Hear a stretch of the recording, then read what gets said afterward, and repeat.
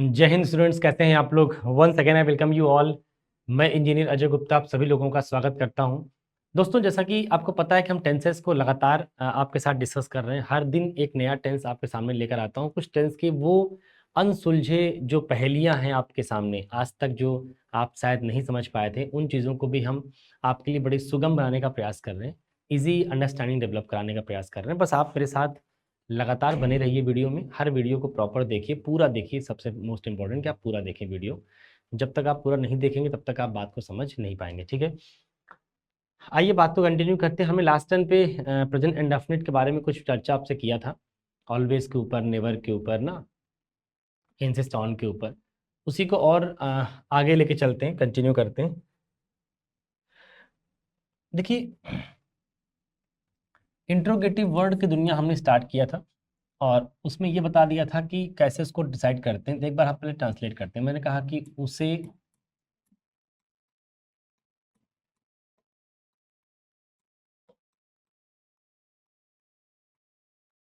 कौन पढ़ाता है, और फिर मैंने कहा उसे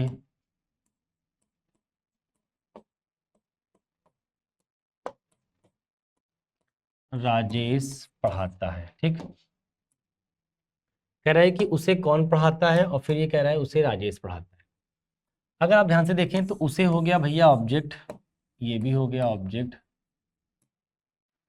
पढ़ाना हो गया वर्ब, ये हो गया आपका सब्जेक्ट। बोलिए हाँ, ठीक है। तो जो आदमी उस काम को करेगा वही सब्जेक्ट हो जाएगा। आखिर पढ़ाने वाला काम चल रहा है, वर्ब तो पढ़ाना हो गई। अब पढ़ा कौन रहा है? राजेश। और यहाँ कौन पढ़ा रहा है? कौन। यही तो वो जानना चाह रहा है, आखिर कौन है वो जो पढ़ा रहा है, वो जानना चाह रहा है। आप ध्यान से देखेंगे कि जो हमने कल ही बताया था बेटा आपको कि कौन की जो इंग्लिश होती है वो होती है भैया हु। ये तो आप पहले भी जानते हो। अच्छा, आज ये इंट्रोगेटिव वर्ड के तौर पर आप जानते हो, लेकिन ये इंट्रोगेटिव वर्ड आज क्या काम करता नजर आ रहा है भैया? सब्जेक्ट के तौर पर। उसे कौन पढ़ाता है, कौन यहाँ पे क्या काम कर रहा है? सब्जेक्ट का काम कर रहा है, अगर हम ध्यान से देख पाए तो। क्योंकि जो काम राजेश यहाँ कर रहा है वही काम वहाँ कौन कर रहा है? बेटा ये सब्जेक्ट हो गया। तो जैसे ये सब्जेक्ट है वैसे वो सब्जेक्ट है। जैसे इसको ट्रीट कर रहे हो वैसे उसको भी ट्रीट कर सकते हो। अगर मैं इसको इंग्लिश में बनाऊं, उसे राजेश पढ़ाता है, तो इंग्लिश क्या बनेगी? सब्जेक्ट लिखेंगे। प्रेजेंट इंडेफिनिट टेंस दिखाई पड़ रहा है। अब इस प्रेजेंट इंडेफिनिट टेंस को आप कैसे लिखोगे इंग्लिश में? राजेश लिखा, राजेश के बाद वर्ब की फर्स्ट फॉर्म क्या है? पढ़ाता है, दैट मीन्स टीच।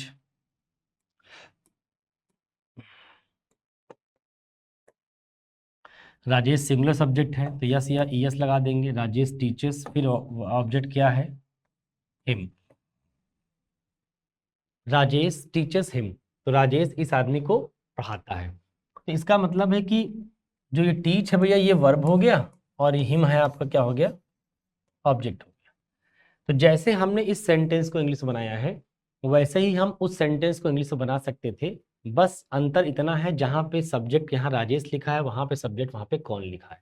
जैसे राजेश की इंग्लिश राजेश होती है तो कौन की इंग्लिश हु होती है। तो अगर आप ध्यान से देखें तो सेम चीज़ मैं यहाँ लिख सकता हूँ। सब्जेक्ट हो गया, जैसे राजेश हो गया। सब्जेक्ट के बाद वर्ब की फर्स्ट फॉर्म, तो वर्ब की first form present indefinite tense है। हम इस सब्जेक्ट को सिंगुलर या प्लूरल दोनों मान सकते हैं। ऐसा क्यों कहा मैंने, समझ लीजिए। आप यहाँ टीच लिखें तब भी सही है, टीचर्स लिखें तब भी सही है। होता क्या है, जैसे राजेश का जो नंबर है बेटा, राजेश का जो नंबर है वो आपको क्लियर पता है कि राजेश जो सब्जेक्ट है ये सब्जेक्ट सिंगुलर है।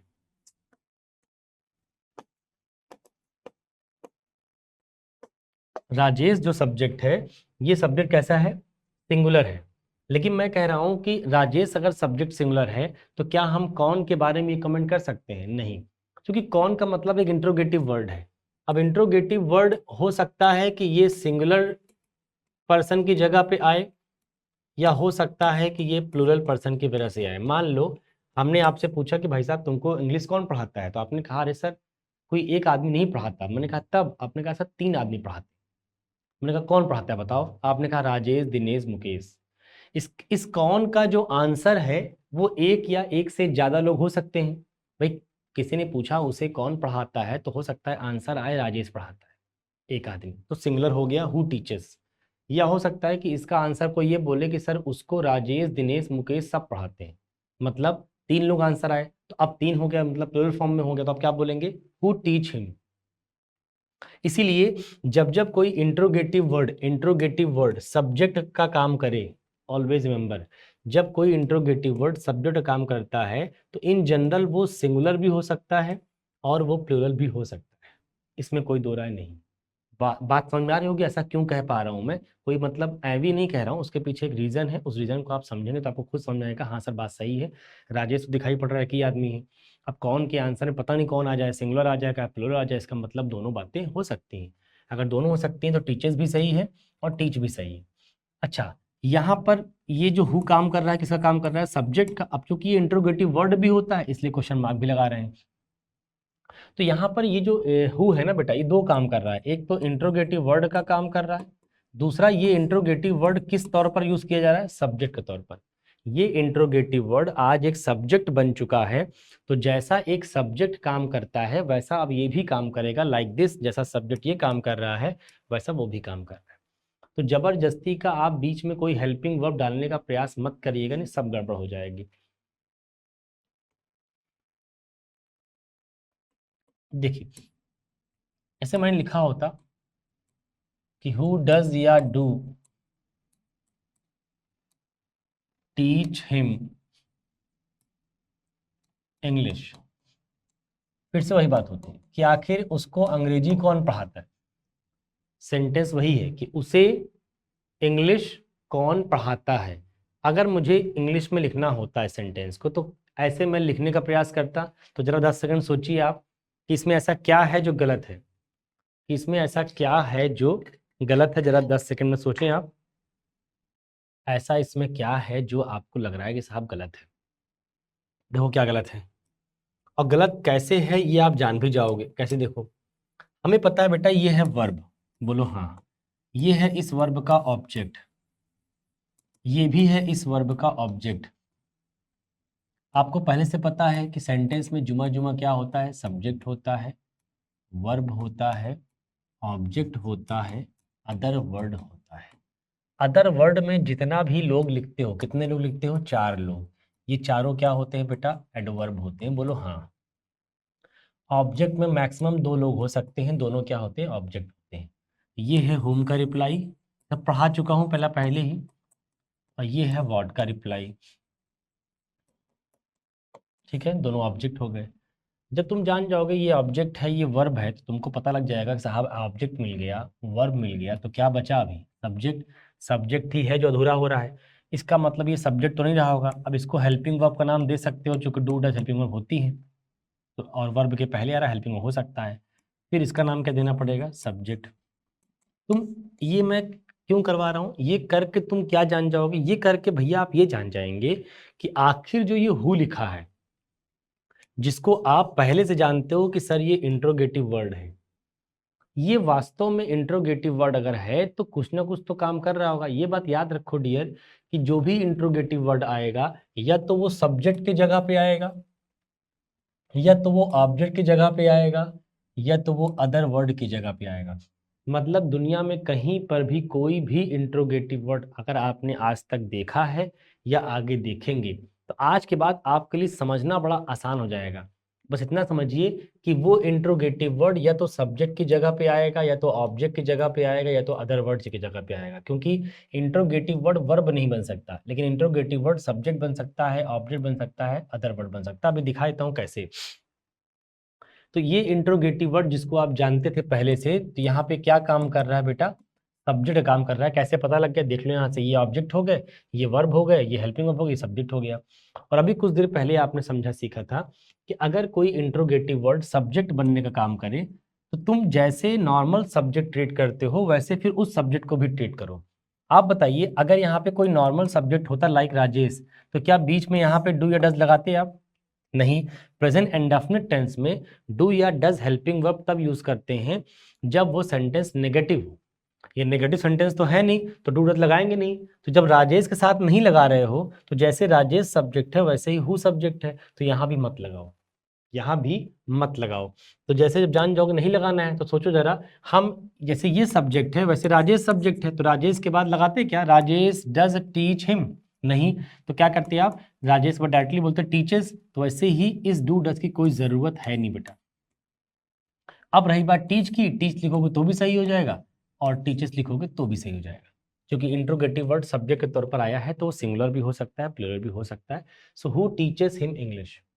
तो आई होप की बात समझ में आ गई होगी। अब मान लो डूडल लगाने की बारी आए, कैसे डूडल लगाना ही चाहते हैं तो कैसे लगाएंगे, तो आप ऐसे लगा दीजिए। जैसे हम अगर राजेश वाले स्टेटमेंट को नेगेटिव में लिखना चाहें कि राजेश डज नॉट टीच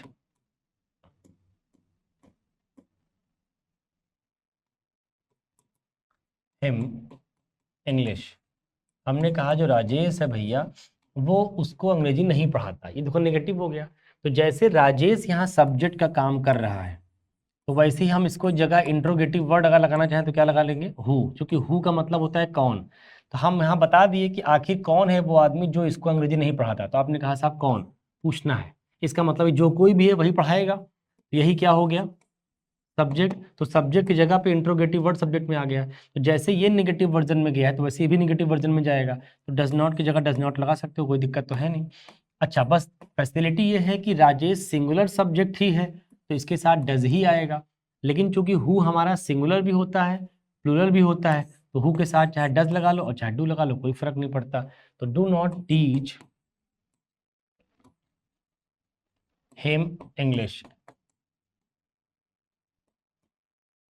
ये है हु डज नॉट या do not teach him English, आखिर वो कौन है जो इस आदमी को इंग्लिश नहीं पढ़ाता, तो ये भी सही हो गया। इसका मतलब है कि डू या डज तब सही हो सकता है जब वो सेंटेंस नेगेटिव में हो, नेगेटिव तो था नहीं तो चुपचाप सब्जेक्ट के बाद वर्ब की फर्स्ट फॉर्म लिखो, क्योंकि प्रेजेंट इंडेफिनिट में सब्जेक्ट के बाद डायरेक्टली वर्ब की फर्स्ट फॉर्म मेंटेन करते हैं। जब नेगेटिव होगा तो इसी वर्ब के पहले हेल्पिंग डालेंगे डू या डज के फॉर्म में, राइट। आई थिंक ये थोड़ी बहुत बातें समझ में आई होंगी। अब एक छोटी सी एनालिसिस आपके सामने रखता हूं मैं, जिससे आपको काफी हेल्प मिलेगी। मैंने कहा कि जो सेंटेंस का स्ट्रक्चर होता है वो होता है भैया subject, helping verb plus main verb, अगर हम वर्ब को तोड़े दो तरह के वर्ब हो सकती है हेल्पिंग और मेन, और प्लस ऑब्जेक्ट और प्लस अदर वर्ड। इसको थोड़ा और एक्सपेंड करें तो हम जानते हैं कि जो सब्जेक्ट होगा इसको रिप्लेस करने वाला कौन हो सकता है, हु हो सकता है, आखिर वो कौन है जो ये काम करेगा। अब कौन को और भाषा में क्या बोल सकते हैं, विच, विच बॉय या पर्सन, विच बॉय या पर्सन, आखिर वो कौन सा व्यक्ति है जो इस काम को कर रहा है। तो कौन सा व्यक्ति का मतलब जो उस काम को कर रहा है, हमने कहा कौन सा पर्सन तुमको परेशान करता है, तो ये हो गया विच बॉय। फिर हमने कहा कितने लोग तुमको परेशान करते हैं, तो आपने कहा sir how many, how many people. तो ये सारे क्या बनने लग जा रहे हैं, सब्जेक्ट। मैं ये नहीं कह रहा हूँ कि ये सिर्फ सब्जेक्ट बनेंगे, ये ऑब्जेक्ट बन सकते हैं, लेकिन अगर प्योरली सब्जेक्ट कोई बनना चाहता है तो केवल हु है। ये कुछ भी हो सकते हैं, देखो कैसे मैं बता रहा हूँ कि कोई भी इंट्रोगेटिव वर्ड आएगा या तो सब्जेक्ट की जगह पे आएगा या फिर ऑब्जेक्ट की जगह पे आएगा। ऑब्जेक्ट आपको पता है कि एक हो सकता है होम का रिप्लाई और एक हो सकता है व्हाट का रिप्लाई, बोलिए हाँ। तो यहाँ दो ऑब्जेक्ट तो स्टैंडर्ड लेवल के आ सकते हैं, बाकी ये दोनों यहाँ भी आ जाएंगे। क्यों, तो कि तुम कह सकते हो ना भाई कि रमेश किस लड़के को पढ़ाता है, तो रमेश पढ़ाता है, पढ़ाता किसको है, किस लड़के को पूछ रहा है, ये ऑब्जेक्ट बन गया। रमेश कितने लोगों को पढ़ाता है, देखो अगेन ये क्या बन गया, ऑब्जेक्ट बन गया। इसका मतलब ये इंट्रोगेटिव वर्ड ऑब्जेक्ट के तौर पर भी आ सकते हैं। कुल मिला के इंट्रोगेटिव वर्ड जब भी आएंगे या तो सब्जेक्ट की जगह पे आएंगे या तो ऑब्जेक्ट की जगह पे आएंगे। तुम देख लो कि किसकी जगह पे आ रहे हैं, ये देखो कि वर्ब को करने वाले हो रहे हैं तो सब्जेक्ट हो गए, और वर्ब का इंपैक्ट उनके ऊपर पड़ रहा है तो ऑब्जेक्ट होगा। ये बता चुका हूँ, पहले से निकालना। अदर वर्ड में बेटा हमने कहा कि चार लोग होते हैं, किसका किसका रिप्लाई, वेयर का रिप्लाई, हाउ का रिप्लाई, वाई का रिप्लाई एंड व्हेन का रिप्लाई, ये अदर वर्ड के हैं। तो अदर वर्ड में ये चार आपको दिखाई पड़ने वाले हैं, हालांकि ये चारों एडवर्ब होते हैं, बात पता है आपको पहले से ही। तो ये जो चार के चारों इंट्रोगेटिव वर्ड हैं ये भी इंट्रोगेटिव के तौर पर आ सकते हैं, जब भी आएंगे तो अदर वर्ड की जगह पे आएंगे और एडवर्ब का काम करते नजर आएंगे। लेकिन एक बात समझना जरा, तुम सोचो अगर कोई इंट्रोगेटिव वर्ड सेंटेंस में आता है तो सबसे पहले कहाँ लिखा जाता है, सबसे पहली पोजीशन पे लिखा जाता है। इंट्रोगेटिव का स्ट्रक्चर ऐसा ही होता है भाई, इंट्रोगेटिव वर्ड, हेल्पिंग वर्ब लिखा, सब्जेक्ट लिखा, मेन वर्ब लिखा, ऑब्जेक्ट लिखा और प्लस अदर वर्ड लिखा, ऐसे लिखते हो आप। तो मैंने ये कहा कि हम जब भी इंट्रोगेटिव वर्ड यूज करते हैं तो इंट्रोगेटिव वर्ड सेंटेंस में सबसे पहली पोजीशन पे लिखा जाता है। अगर कोई इंट्रोगेटिव वर्ड है तो वो आएगा सबसे पहली पोजीशन पे, चाहे वो जो काम कर रहा हो, चाहे सब्जेक्ट काम कर रहा हो तो वैसे भी फर्स्ट पोजीशन पे रहता। अगर कोई इंट्रोगेटिव वर्ड सब्जेक्ट का काम करता तो वैसे ही फर्स्ट पोजीशन पे रहता बिना कहे। लेकिन अगर वो इंट्रोगेटिव वर्ड ऑब्जेक्ट की जगह पे आता तो अब वो चूंकि इंट्रोगेटिव वर्ड है और ऑब्जेक्ट भी है, तो ऑब्जेक्ट है वो मुद्दा ठीक है, लेकिन वो इंट्रोगेटिव वर्ड पहले है। तो इंट्रोगेटिव वर्ड की कहानी ये है कि सबसे पहले लिखा जाएगा। तो उठ के ये सारे वर्ड कहाँ आएंगे, ये होम और व्हाट सारे कहाँ आएंगे, बाहर आएंगे। तो यहाँ वाला ऑब्जेक्ट कहाँ लिखा जाएगा, शुरू में लिखा जाएगा अगर ऑब्जेक्ट की जगह पे आ रहे हैं। वैसे यहाँ पर अदर वर्ड की जगह पे ये सब आएंगे, आ तो जाएंगे, लेकिन ध्यान रखो इनको अंदर लिख नहीं पाओगे, इनको कहाँ लिखना पड़ेगा, सबसे पहले लिखना पड़ेगा, यहाँ बाहर लाना पड़ेगा। मतलब पूरे अदर वर्ड के जितने भी एडवर्ब होंगे इंट्रोगेटिव वर्ड के तौर पर वो बाहर लिखने पड़ेंगे। तो कुल मिला के इंट्रोगेटिव वर्ड की जो पोजीशन है वो सेंटेंस में सबसे पहले होती है। अब हम जो समझाना चाह रहे थे वो ये इतना कि कोई भी इंट्रोगेटिव वर्ड आएगा आज के बाद दिमाग में डालो, वो इन्हीं इन्हीं तीन में से कुछ ना कुछ होगा, या सब्जेक्ट का रूप कर रहा हो, या ऑब्जेक्ट काम कर रहा होगा, या इंट्रोगेटिव वर्ड का काम कर रहा होगा। एक एक करके समझते हैं। देखो, अगर कोई इंट्रोगेटिव वर्ड आया, हमको पता है या तो ये सब्जेक्ट बन जाएगा, या तो फिर ये ऑब्जेक्ट बन जाएगा, या तो फिर ये अदर वर्ड बन जाएगा, अदर वर्ड बन जाएगा। अदर वर्ड में जो भी लोग आते हैं क्या काम करते हैं, एडवर्ब का। सब्जेक्ट ऑब्जेक्ट में जो भी लोग आते हैं क्या काम करते हैं, नाउन या प्रोनाउन का। इसका मतलब जब भी कोई इंट्रोगेटिव वर्ड आएगा बेटा, अगर वो सब्जेक्ट या ऑब्जेक्ट बना तो पार्ट्स ऑफ स्पीच में क्या काम करता नजर आएगा, नाउन या प्रोनाउन का। लेकिन नाउन नहीं बोल पाओगे, वजह क्यों, क्योंकि ये किसी ना किसी असर्टिव वर्ड का रिप्लेसमेंट होगा। ये पहले से कोई सब्जेक्ट रहा होगा, उसको हटा के आया होगा। जैसे जैसे पहले वाले केस में हमने आपको दिखाया था कि ये जो कौन यहाँ पे आया है, ये कौन किसकी जगह पे आया है, ये कौन आया, इसी राजेश की जगह पे। तो राजेश है नाउन, इस नाउन की जगह पे दूसरा वर्ड आ गया, अब वो पूछ रहा है कौन पढ़ाता है, तो अब ये क्या हो गया, प्रोनाउन। इसका मतलब जब भी कोई इंट्रोगेटिव वर्ड सब्जेक्ट की जगह पे आएगा तो वो क्या करता नजर आएगा, सब्जेक्ट की जगह पे जब भी आएगा या ऑब्जेक्ट की जगह पे जब भी आएगा तो वो किसी ना किसी पहले से रखे सब्जेक्ट या पहले से रखे ऑब्जेक्ट को रिप्लेस करेगा। इसका मतलब नाउन की जगह पे आएगा, तो कभी भी नाउन का काम नहीं कर पाएगा, हमेशा किसका काम करेगा, प्रोनाउन का। तो अगर कभी कोई अंडरलाइन पार्ट में ये पूछे कि भैया इस इंट्रोगेटिव वर्ड की पार्ट्स ऑफ स्पीच क्या है, तो आप कहेंगे सर प्रोनाउन है। क्यों, क्योंकि ये तो सब्जेक्ट काम कर रहा है या फिर ऑब्जेक्ट काम कर रहा है, दोनों में से किसी का भी काम करे वो रहेगा प्रोनाउन। अच्छा, अगर वो इंट्रोगेटिव वर्ड अदर वर्ड की जगह पे आ रहा है तो तुमको पता है कि अदर वर्ड की जगह पे आने का मतलब क्या काम कर रहा होगा, एडवर्ब का। तो एक इंट्रोगेटिव वर्ड एडवर्ब का भी काम कर सकता है, प्रोनाउन का भी काम कर सकता है बेटा। तीसरा एक काम और कर सकता है, एडजेक्टिव का भी काम कर सकता है। एडजेक्टिव का काम करने का मतलब वो किसी न किसी नाउन प्रोनाउन को क्वालिफाई करने का प्रयास करेगा। जैसे अभी कुछ देर पहले मैंने लिखा था विच बॉय इज प्लेइंग क्रिकेट। तुम बताओ, बॉय तो नाउन है, अब नाउन के पहले बैठ के क्या करेगा, ये एडजेक्टिव का काम करेगा, इंडिकेट करने का काम करेगा। इसका मतलब इंट्रोगेटिव वर्ड एडजेक्टिव का भी काम कर सकता है, एडवर्ब का भी काम कर सकता है, प्रोनाउन का भी काम कर सकता है। कोई पूछे कैसे पता लगेगा, तो बोलो भाई अगर वो अदर वर्ड की जगह पे आएगा तो एडवर्ब बन जाएगा, अगर वो सब्जेक्ट या ऑब्जेक्ट बन के आएगा तो प्रोनाउन बन जाएगा, अगर वो किसी नाउन के साथ अटैच होके आएगा तो वो एडजेक्टिव बन जाएगा। तो ये तीन पार्ट्स ऑफ स्पीच है जो इंट्रोगेटिव वर्ड रिफ्लेक्ट करते हैं। अब आइए जरा कुछ एग्जाम्पल और देखते हैं।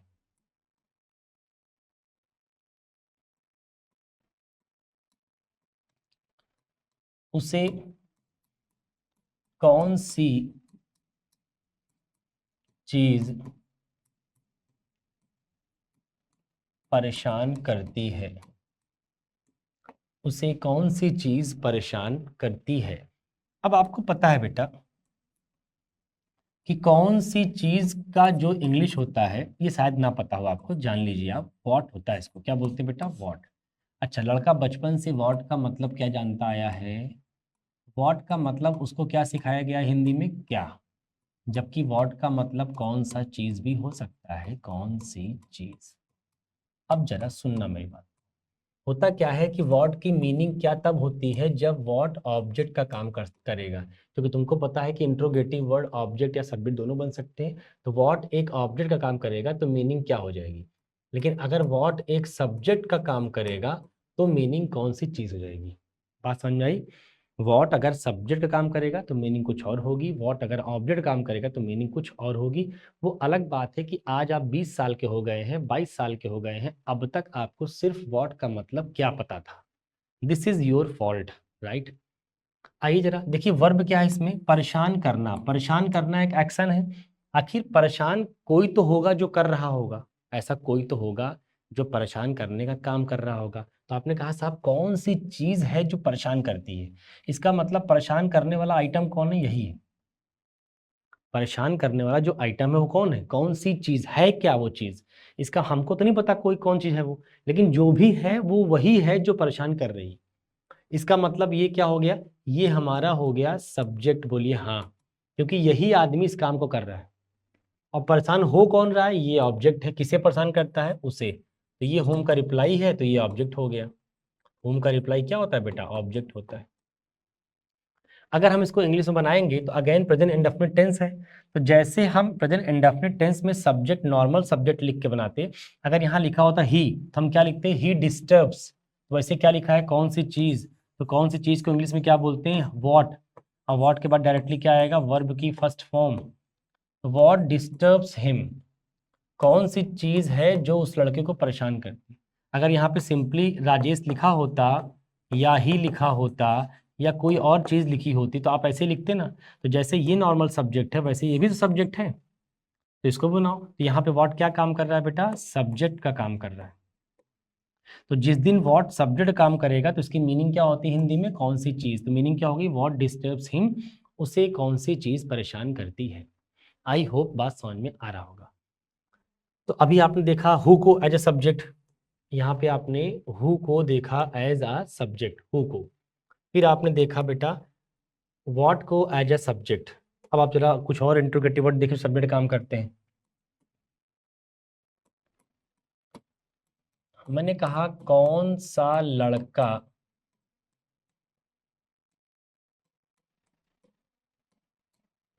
क्रिकेट खेलता है, कौन सा लड़का क्रिकेट खेलता है।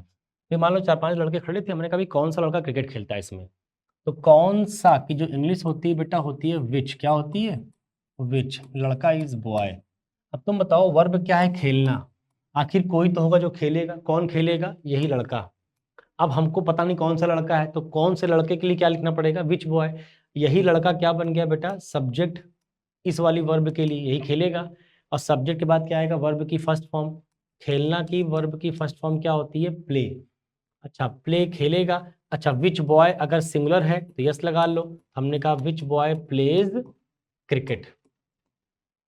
तो देखो इस बार जो विच है वो इस बॉय को इंडिकेट कर रहा है, क्वालिफाई कर रहा है नाउन के पहले बैठकर। तो विच क्या काम कर रहा है, इंट्रोगेटिव वर्ड का तो है, लेकिन क्या काम कर रहा है, एडजेक्टिव का। मतलब ये इंट्रोगेटिव वर्ड यहाँ पे क्या काम कर रहा है, एडजेक्टिव का। तो विच बॉय प्ले क्रिकेट, तो ये पूरा का पूरा सेगमेंट क्या हुआ, सब्जेक्ट हो गया। तो मतलब बताना मैं चाहता हूँ कि सब्जेक्ट की जगह पे कोई भी चीज़ आ सकती है। आप बस बार बार ये ध्यान रखिएगा कि आपकी तरफ से कहीं ऐसा ना हो कि आप सब में डू डज लगा बैठ जाए, कि बस इंट्रोगेटिव वर्ड देखा तो आपको डू डज ख्याल आने लग जाए। नहीं भैया, इंट्रोगेटिव वर्ड के बाद अब तुमको लग रहा होगा कि सर हम जो डू डज पढ़े थे वो कब आएगा।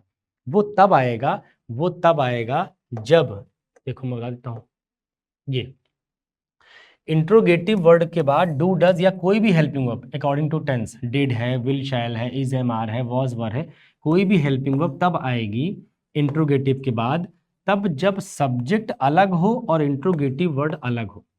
आई रिपीट, सब्जेक्ट अलग हो, इंट्रोगेटिव वर्ड अलग हो, तो इस सब्जेक्ट और इंट्रोगेटिव के बीच में आपको हेल्पिंग वर्ब देनी पड़ती है। लेकिन अगर इंट्रोगेटिव वर्ड और सब्जेक्ट दोनों एक ही हो गए तो फिर इस हेल्पिंग वर्ब की नीड नहीं होती। तो इस ध्यान रखना, जब जब इंट्रोगेटिव वर्ड सब्जेक्ट बन जाएगा तो अब आपको हेल्पिंग वर्ब लगाने की जरूरत नहीं है। तो देखो ये इंट्रोगेटिव वर्ड क्या बन गया, सब्जेक्ट। तो जैसे सब्जेक्ट राजेश होता तो क्या राजेश के बाद लगाते हैं हेल्पिंग वर्ब, नहीं लगाते, तो यहाँ भी मत लगाओ क्योंकि वो भी वही काम कर रहा है। वैसे यहाँ पर भी, यहाँ सिंपली अगर लिखा होता दिस बॉय, हमने बोल देता कि भाई कौन सा लड़का क्रिकेट खेलता है, आपने कहा ये लड़का खेलता है सर, हमने कहा दिस बॉय प्लेज क्रिकेट। अब आप बताइए कि जैसे दिस बॉय अगर लिखे होते यहाँ पे तो क्या हेल्पिंग वर्ब लगाते आप? नहीं लगाते। तो यहाँ नहीं लगा रहे तो बेटा यहाँ भी मत लगाओ, क्योंकि ये भी सब्जेक्ट ही है और ऐसा डिट्टो सेम सब्जेक्ट ये भी है, बस इंट्रोगेटिव है। और उस इंट्रोगेटिव की आइडेंटिटी मेंटेन करने के लिए हम लोग यहाँ पे क्वेश्चन मार्क यूज करते हैं। आइए एक सब्जेक्ट और चेंज करते हैं, आपको और दिखाते हैं। मैंने कहा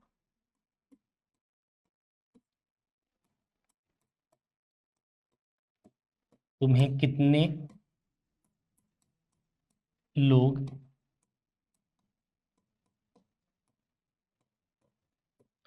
परेशान करते हैं? तुम्हें कितने लोग परेशान करते हैं, ये पूछ रहा है। अब अगर तुम्हें कितने लोग परेशान करते हैं ये लिखा गया है, तो तुमको पता है बेटा परेशान करना इज वर्ब। आखिर इस काम को जो करेगा वही सब्जेक्ट होगा। कौन कर रहा है? कितने लोग पूछ रहा है, यही वो लोग हैं जो परेशान करने का काम कर रहे हैं, सब्जेक्ट हो गया। परेशान किसको कर रहे हैं? तुम्हें, that is your object. Correct है। सेंटेंस की शुरुआत सब्जेक्ट से करेंगे जो कि प्रेजेंट इंडेफिनिट टेंस है, तो सब्जेक्ट को क्या बोलना पड़ेगा?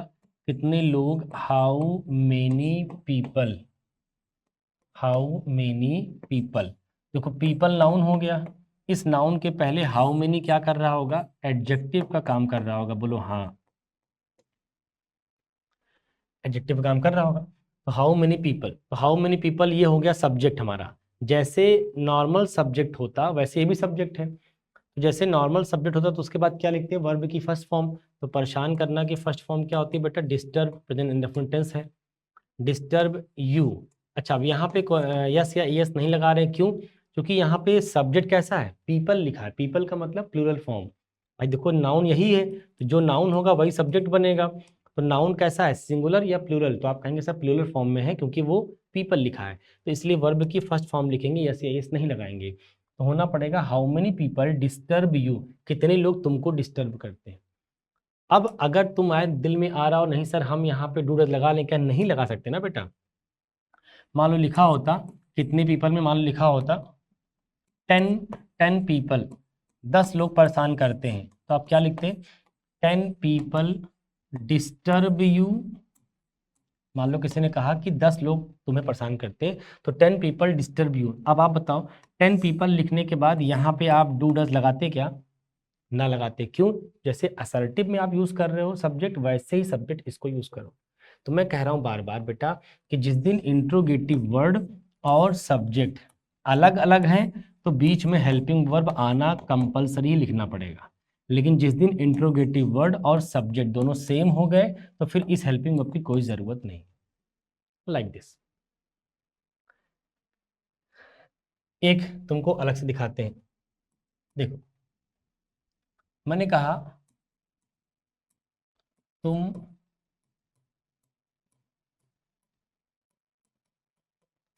कितने लोगों को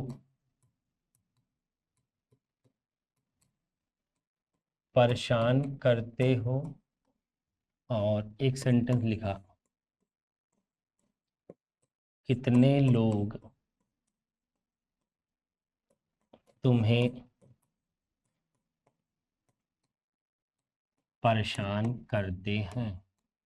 आप ध्यान से देखोगे ना आपको बात समझ में आ जाएगी कि मैं कहने का चाहता हूं। देखो यहाँ पे वर्ब यहाँ पर भी परेशान करना है और यहाँ पर भी परेशान करना है। आखिर यहाँ परेशान करने वाला काम कौन कर रहा है? ये कर रहा है तुम, ये सब्जेक्ट है। देखो पढ़ो सेंटेंस को, तुम कितने लोगों को परेशान करते हो, इसका मतलब परेशान कौन कर रहा है? तुम कर रहा है, सब्जेक्ट ये हो गया। अच्छा परेशान किसको कर रहे हैं? कि कितने लोगों को ही पूछ रहा है, तो ये हो गया बेटा ऑब्जेक्ट। बोलो हाँ। जरा यहाँ आ जाओ, यहाँ परेशान करने वाला काम कितने लोग कर रहे हैं? ये वो लोग हैं जो परेशान कर रहे हैं। अच्छा परेशान जिसको कर रहे हैं वो कौन है? तुम्हें, दैट इज योर ऑब्जेक्ट। जब हम इसको इंग्लिश में बनाएंगे तो सब्जेक्ट ये है और इंट्रोगेटिव ये ऑब्जेक्ट है, और ये ऑब्जेक्ट कैसा है? इंट्रोगेटिव वर्ड की जगह पे आएगा। देखो ये ऑब्जेक्ट कैसा है? इंट्रोगेटिव वर्ड है, हाउ मेनी पीपल है, और ये सब्जेक्ट है। और तुमको पता है कि किसी भी इंट्रोगेटिव सेंटेंस की जो स्ट्रक्चर होती है वो सबसे पहले इंट्रोगेटिव वर्ड, फिर हेल्पिंग वर्ब, फिर सब्जेक्ट, फिर मेन वर्ब, फिर ऑब्जेक्ट, फिर अदर वर्ड, ऐसा ही होता है। एक बात बताओ, यहाँ पे सब्जेक्ट अलग है, इंट्रोगेटिव वर्ड अलग है कि नहीं? बिल्कुल अलग है। तो इसका मतलब जब जब इंट्रोगेटिव वर्ड और सब्जेक्ट अलग अलग होगा तो बीच में क्या आएगी? Helping verb. तो पहले क्या लिखेंगे? पहले सब्जेक्ट नहीं लिख पाएंगे, भले प्रेजेंट इंडेफिनिट टेंस में शुरुआत कहाँ से करते हैं? सब्जेक्ट से, लेकिन चूंकि इंट्रोगेटिव सेंटेंस है तो इंट्रोगेटिव सेंटेंस से सबसे पहले क्या आता है? Interrogative word. वो कौन है? कितने लोग, that is how many people. How many people, बोलो हाँ। ये इंट्रोगेटिव वर्ड है और क्या है? ऑब्जेक्ट। अब बीच में क्या आएगा? Helping verb. डिसाइड कौन करेगा? सब्जेक्ट। सब्जेक्ट क्या है? तुम। तो प्रेजेंट इंडेफिनिट टेंस में है, तुम के साथ क्या लगाओगे? डू, और फिर हो गया यू। अब आएगी मेन वर्ब, परेशान करना, डिस्टर्ब। अब आएगा आपका ऑब्जेक्ट, किसको कर रहे हो? यू, सॉरी, जिसको करते हो ऑब्जेक्ट लिख ही चुके हो ना। देखो, आखिर उस वर्ब का ऑब्जेक्ट ऑलरेडी आपने लिख लिया है क्या? ये हाउ मेनी पीपल, यही तो ऑब्जेक्ट था मेरे भाई। इंट्रोगेटिव वर्ड यहाँ पर क्या काम कर रहा है? ऑब्जेक्ट का, और ये आपका सब्जेक्ट का काम कर रहा है। ये आपकी वर्ब हो गई और ये आपकी हेल्पिंग वर्ब हो गई। देखो इस बार डू आ गया। डू क्यों आ गया? क्योंकि इंट्रोगेटिव वर्ड अलग है, सब्जेक्ट अलग है, तो बोलना पड़ेगा how many people do you disturb, मतलब कितने लोगों को यू डिस्टर्ब, तुम डिस्टर्ब करते हो। जरा यहाँ आ जाओ, कितने लोग तुमको डिस्टर्ब करते हैं। अगर कितने लोग तुमको डिस्टर्ब करते हैं ये देखना है, तो एक बात देखो, यहाँ पे सब्जेक्ट कौन है? कितने लोग। अच्छा, सेंटेंस सब्जेक्ट से स्टार्ट होगा, यही इंट्रोगेटिव वर्ड भी है, यही इंट्रोगेटिव वर्ड भी है। तो हाउ मेनी, क्योंकि हमको सेंटेंस में सबसे पहले क्या लिखना है? Interrogative word. अब वो चाहे सब्जेक्ट काम कर रहा हो और चाहे ऑब्जेक्ट का, लिखना सबसे पहले क्या पड़ेगा? Interrogative word. तो ये इंट्रोगेटिव वर्ड इस बार क्या काम कर रहा है बेटा? सब्जेक्ट का। अब तुमको पता है कि इंट्रोगेटिव वर्ड भी यही है और सब्जेक्ट भी यही है, तो जब जब ऐसा होगा तब तब आप इसको नॉर्मल सब्जेक्ट की तरह ट्रीट करेंगे, अब किसी हेल्पिंग वर्ब की जरूरत नहीं है। सब्जेक्ट के बाद डायरेक्टली आप क्या लिखते हैं? प्रेजेंट इंडेफिनिट में वर्ब की फर्स्ट फॉर्म लिखते हैं ना, तो आप भी लिखो। तो परेशान करना की इंग्लिश क्या होती है? डिस्टर्ब। हो गया सब, ऑब्जेक्ट क्या हो गया? यू, लो बन गया। How many people disturb you, कितने लोग हैं जो, कितने लोग ऐसे हैं जो डिस्टर्ब करते हैं तुमको। तो कुल मिला के ये अब बीच में किसी प्रकार की डू या डज हेल्पिंग वर्ब लगाने की जरूरत नहीं। तो एक सेंटेंस में आप देखिए लिखा है डू या does, how many people do you disturb, और एक सेंटेंस में लिखा है how many people disturb you. आखिर सही दोनों है, दोनों बातें अलग अलग है। सिंपली वही करना है कि अगर इंट्रोगेटिव वर्ड और सब्जेक्ट एक ही है तो हेल्पिंग वर्ब की नीड नहीं है, लेकिन दोनों अगर अलग अलग हैं तो फिर आपको 100% आपको हेल्पिंग लिखना पड़ेगा। एक बार 10 सेकंड का पॉज दे रहा हूँ, जरा से आप देखें, एक बार महसूस करें कि क्या अंतर आप महसूस कर पा रहे हैं, क्या अंतर महसूस कर पा रहे हैं? अगर अंतर महसूस कर पा रहे हैं तो बहुत अच्छी बात है, वरना आइए आगे चलते हैं। आपको मैंने कहा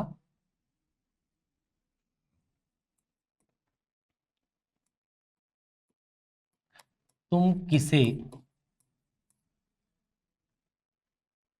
पढ़ाते हो, ये लिखा मैंने, तुम किसे पढ़ाते हो, और एक सेंटेंस लिखा, सिंपल सा आंसर लिख लिया इसका, तुम उसे पढ़ाते हो।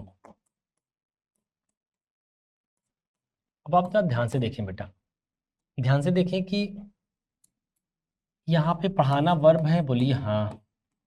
पढ़ाने वाला आदमी कौन है? तुम, यही सब्जेक्ट है, ये भी सब्जेक्ट है। आखिर ये पढ़ाता है तो किसको पढ़ाता है? उसे। किसे का आंसर जो भी होता है वो क्या होता है? ऑब्जेक्ट होता है, इसका मतलब यही ऑब्जेक्ट है यहाँ पे। देखो यहाँ पर पढ़ाता किसको है? उसे, यही ऑब्जेक्ट है ये भी। इसका मतलब है कि जैसे ये ऑब्जेक्ट है वैसे ये भी ऑब्जेक्ट है, लेकिन क्या ऑब्जेक्ट वर्ब को डिसाइड करते हैं? नहीं।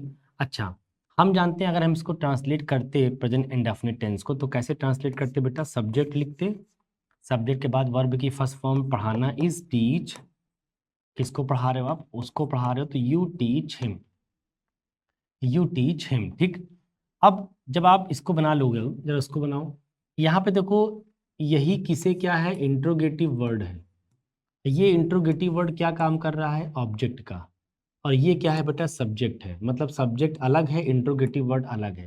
तो जब जब ऐसा होगा तो बीच में क्या आएगा? हेल्पिंग वर्ब आएगी। लेकिन सेंटेंस की शुरुआत इंट्रोगेटिव वर्ड से करनी पड़ती है, तो किसे की जो इंग्लिश होती है वो क्या होती है बेटा? हूम। अब सब्जेक्ट है यू, प्रेजेंट इंडेफिनिट टेंस है, तो प्रेजेंट इंडेफिनिट टेंस में सब्जेक्ट और इंट्रोगेटिव वर्ड के बीच में हेल्पिंग वर्ब आएगी, तो क्या डिसाइड करना पड़ेगा, डू। अब आप लिखेंगे सब्जेक्ट, फिर आप लिखेंगे verb. So home do you teach, home do you teach, तो बन गया होम डू यू टीच, मतलब तुम किसको पढ़ाते हो, एक ये सेंटेंस, और यू टीच हिम एक सेंटेंस।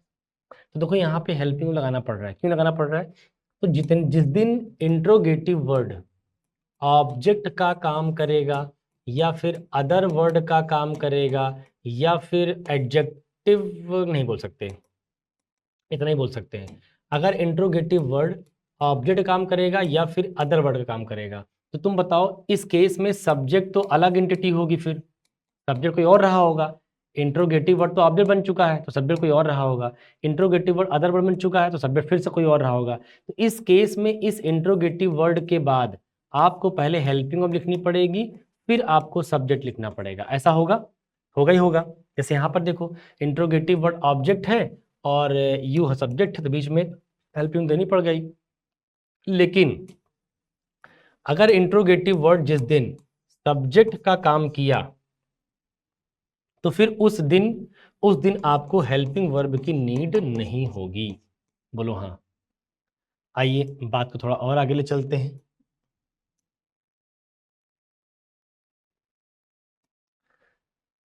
मैंने कहा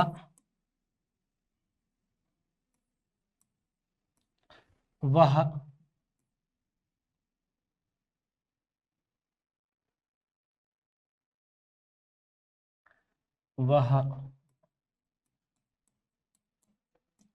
किससे प्यार करता है, एक सेंटेंस, और फिर एक लिखा वह रोजी से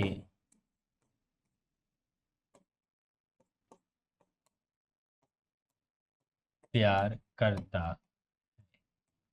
दो स्टेटमेंट लिखे गए हैं।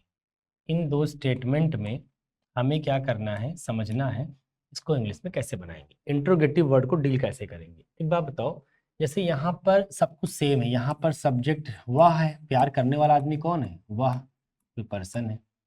प्यार करना इसका अपना एक काम हो गया, ये हो गया वर्ब। आखिर यहाँ पे किससे प्यार करता है, रोजी से, इस वर्ब का ये अपना ऑब्जेक्ट हो गया। और यहाँ पर किससे प्यार करता है, वही तो पूछ रहा है कि जो कोई भी होगा, जो भी होगा वो रहेगा ऑब्जेक्ट।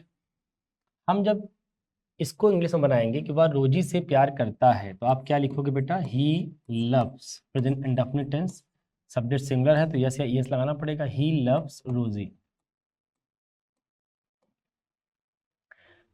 जो यहाँ पे जैसा है वैसा वहां पर है। तो जैसे यहाँ पे आपने रोजी से की इंग्लिश केवल रोजी लिखी है, देखो से की कोई इंग्लिश लिखी नहीं है, से वर्ड की क्या कोई इंग्लिश लिखी गई है, नहीं। जैसे यहाँ नहीं लिख रहे हो से वर्ड की इंग्लिश, वैसे वहां पे नहीं लिखोगे। तो जैसे देखो रोजी यहाँ पे क्या बन गई, इस वर्ब का ऑब्जेक्ट, बोलो हाँ। तो वैसे ही यहाँ पर जो कोई भी होगा ये इसी वाली वर्ब का क्या बन जाएगा, ऑब्जेक्ट। और आपको पता है कि ऑब्जेक्ट जब कोई बनता है वो किसका रिप्लाई बनता है, whom बनता है पर्सन का रिप्लाई, और what बनता है समथिंग का रिप्लाई। ये दोनों ही ऑब्जेक्ट होते हैं, बात तो पहले से पता है आपको, कई बार बोल चुका हूँ क्लास में, पढ़ाया भी था कि whom और what का रिप्लाई ऑब्जेक्ट होता है। whom से किसी पर्सन का डिनोशन आता है, what से किसी समथिंग का आता है। ये जो कोई भी होगा पर्सन होगा, अगर ये पर्सन है तो इंट्रोगेटिव वर्ड है, यही इंट्रोगेटिव वर्ड भी है। और इंट्रोगेटिव वर्ड सेंटेंस में सबसे पहले आता है बेटा, तो इंट्रोगेटिव वर्ड आएगा ऑब्जेक्ट बनकर, ऑब्जेक्ट बनकर, जैसे रोजी ऑब्जेक्ट बनकर आई है तो वैसे ये भी ऑब्जेक्ट बनकर आएगा। और इसका ऑब्जेक्ट क्या होता है, होम होता है, तो होम लिख लिया। तो यहाँ पर भी से के इंग्लिश नहीं लिखी, क्योंकि होम का मतलब किससे नहीं होता, ये गलत फहमी मत रहना। होम का मतलब किसे होता है, किसे या किसको, ऐसा ये होता है होम का मतलब। होम का मतलब किससे नहीं होता, जैसे रोजी का मतलब रोजी हुआ ना, रोजी का मतलब रोजी से तो नहीं हुआ ना, लेकिन से की इंग्लिश लिखते नहीं है, क्योंकि लव एक ट्रांजिटिव वर्ब है तो उसको हम देना पड़ता है डायरेक्टली ऑब्जेक्ट आगे। तो वैसे ही इसकी इंग्लिश होम है, तो भले यहाँ पे किससे निकालेंगे चूंकि मीनिंग ऐसी है। तो देखो इंट्रोगेटिव वर्ड ये है और सब्जेक्ट कोई और ही है, तो इन दोनों बीच में क्या आएगा, हेल्पिंग वर्ब। तो हेल्पिंग वर्ब क्या निकल कर आएगी, डज। तो अब क्या हो जाएगा, home does he, home does he love. तो हो जाएगा होम डज ही लव, क्यों, क्योंकि ये ऑब्जेक्ट है, ये सब्जेक्ट है, और यही इंट्रोगेटिव वर्ड है। तो इंट्रोगेटिव वर्ड काम कर रहा है ऑब्जेक्ट का, तो इंट्रोगेटिव वर्ड और सब्जेक्ट अलग अलग है, तो बीच में हेल्पिंग वर्ब आएगी whom does he love।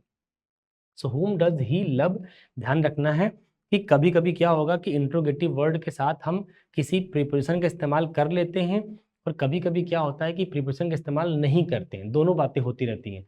तो प्रीपोजिशन का इस्तेमाल होना और ना होना इस बात पर निर्भर करता है कि हम उस वर्ब को पहचानें।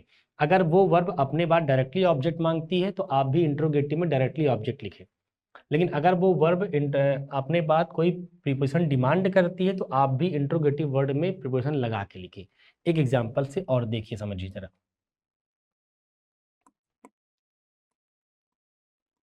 मैंने कहा वह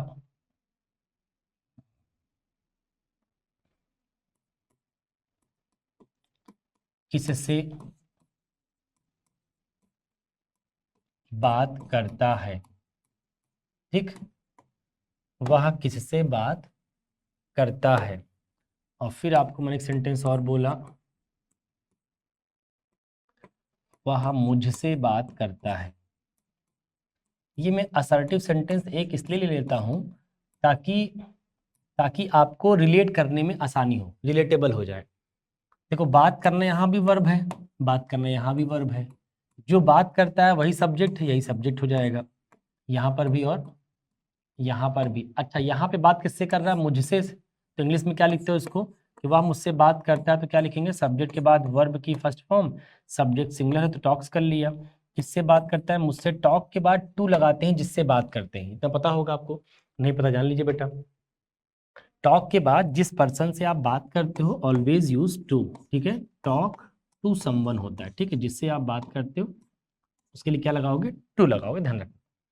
तो जैसे ये जो टू आया इस वर्ब के साथ अंडरस्टैंडिंग में है कि वर्ब टॉक जिससे बात करेंगे सामने वाले से, उसको लिखने से पहले टू लगाएंगे। तो हम जब इसका इंट्रोगेटिव वर्जन पढ़ेंगे कि वह किससे बात करता है, तो किससे जो भी है, ऐसे मुझसे जो भी है क्या है, ऑब्जेक्ट है, जबकि मी का मतलब मुझे होता है, मी का मतलब मुझसे नहीं होता, मी का मतलब मुझे होता है, तो यहाँ पे से की इंग्लिश अलग से लगानी पड़ रही है टू। तो वैसे वहां पर भी, तो किससे का जो ऑब्जेक्ट होगा, कोई पर्सन होगा जिससे बात कर रहा होगा, फिर से वही बात कि जो कोई पर्सन होगा तो पर्सन का रिप्लाई किससे मिलता है, होम से, यही होगा ऑब्जेक्ट। और कोई समथिंग हो तो क्या मिलता, व्हाट से, इससे मिलता ऑब्जेक्ट। तो इसका मतलब है कि अब चूंकि ये इंट्रोगेटिव वर्ड है और यही क्या है, ऑब्जेक्ट भी है, इंट्रोगेटिव वर्ड अलग सब्जेक्ट अलग, तो इसका मतलब बीच में हेल्पिंग वर्ब आएगी। तो पहले हमने होम लिखा, अब क्या हुआ, अब क्या हुआ, ऐसे नहीं लिखी, इसको एक काम करते हैं, इसको पहले ऐसे लिखते हैं जैसे ही लिखा गया है, ताकि तुमको बात समझ में आए मैं कहना क्या चाहता हूँ। ही टॉक्स टू होम, ये बनना चाहिए था, क्यों, देखो टू के बाद यहाँ भी टू के बाद लिखना पड़ता है ऑब्जेक्ट, यहाँ भी लिख दिया ऑब्जेक्ट, ये कोई पर्सन है मुझे नहीं पता कौन है, हम पूछ रहे हैं टॉक्स टू होम। लेकिन चूंकि इंट्रोगेटिव वर्ड सेंटेंस के अंदर बैठ नहीं सकता, गलत है, तो ये सेंटेंस गलत है। सही करने का तरीका क्या है, एक तरीका बेटा ये है कि इस प्रेपोजिशन के बाद में बाहर ले आओ, साथ में बाहर ले आओ, या इस प्रेपोजिशन यहीं छोड़ दो, उसको अकेले बाहर ले आओ। अगर इसको साथ में बाहर लाओगे तब भी कोई दिक्कत नहीं है, टू होम कर लो। अब चूंकि सब्जेक्ट अलग है, इंट्रोगेटिव वर्ड अलग है, तो डज लगाना पड़ेगा, डज ही टॉक। ये डज क्यों लगाना पड़ा, क्योंकि सब्जेक्ट अलग है, इंट्रोगेटिव वर्ड अलग है। अच्छा, मैंने कहा ये गलत क्यों है, क्योंकि इंट्रोगेटिव वर्ड सेंटेंस के अंदर नहीं रह सकता, तो इसको बाहर लाना पड़ेगा। जब बाहर लाओगे तो ध्यान रखो, इस प्रेपोजिशन के साथ में भी आ सकता है बाहर, और इसके बिना भी आ सकता है। अगर इसके बिना बाहर लाओगे तो फिर इसको हु कर लेना, क्या कर लेना, हु कर लेना। अब लिखोगे हु डज, सब कुछ वही रहेगा, who does he talk, last में टू लगा के छोड़ो। ये हु लिखा है ध्यान रखना, लेकिन ये हु है नहीं, ये बेसिकली इसी टू प्रेपोजिशन का ऑब्जेक्ट है, लाइक दिस। यहाँ पे जैसे लिखा है टू होम ना, तो उस टू प्रेपोजिशन का ये ऑब्जेक्ट है, तो जब प्रेपोजिशन से अलग करोगे तो वो हु हो जाएगा, who does he talk to. तो आप चाहे ये लिख लो और आप चाहे ये लिख लो, बट ये गलत है। तो बताना मैं चाह रहा था, जैसे इस वाले सेंटेंस में यहाँ पे से के लिए कोई इंग्लिश यहाँ नहीं लगाई, तो इंट्रोगेटिव में भी कुछ मत लगाओ, डायरेक्ट होम लिख लो। लेकिन यहाँ पे जब वो वर्ब के नेचर के ऊपर डिपेंड करता है, जैसे जैसे आप आगे बढ़ते जाएंगे तो वर्ब के टाइप्स को आप पढ़ेंगे, समझेंगे, जानेंगे, तो खुद ही आप समझ जाएंगे कि हाँ सर कैसे ट्रीट करना है। तो जैसे इस सेंटेंस में यहाँ पे टॉक वर्ब है, तो इस वर्ब के बाद टू लगाते हैं। टॉक हम जब भी यूज करेंगे तो जिस पर्सन से बात कर रहे हैं टू लगा के लिखते हैं। तो इंट्रोगेटिव में भी टू आएगा तो टू हुम हो जाएगा। अच्छा, टू हुम लिख नहीं पाओगे क्योंकि इंट्रोगेटिव वर्ड अंदर नहीं रहेगा, बाहर लेके आओगे, तो बाहर ऐसे लाओ और चाहे बिना उसके लाओ। तो अगर बिना उसके लाओगे तो लास्ट में टू लगा देना या उसके साथ में बाहर लाओ। बाकी डस क्यों लग रहा है, क्योंकि इंट्रोगेटिव वर्ड अलग है, सब्जेक्ट अलग है। ये बातें क्लियर है। आई थिंक ये सब्जेक्ट और ऑब्जेक्ट कैसे ट्रीट कर रहे हैं काफ़ी हद तक आपको समझ में आया होगा। मैंने प्रयास किया है, जाके एक बढ़िया कॉपी रिवाइज करिए। कहीं से भी कोई तकलीफ अगर आ रही, अभी इसमें 2-3 बातें और हैं जो हम समझेंगे नेक्स्ट लेक्चर में, लेकिन हर लेक्चर को बहुत ही सीरियसली टेकअप करिए। अगर आप सीरियसली नहीं लेंगे डियर, तो पहले चीज़ें आपको नहीं आती थी, पहले से ही आप कमज़ोर थे, आगे भी कमज़ोर रहेंगे। तो मेरी आपसे गुजारिश है कि चीज़ों को बहुत आप बढ़िया से पढ़िए।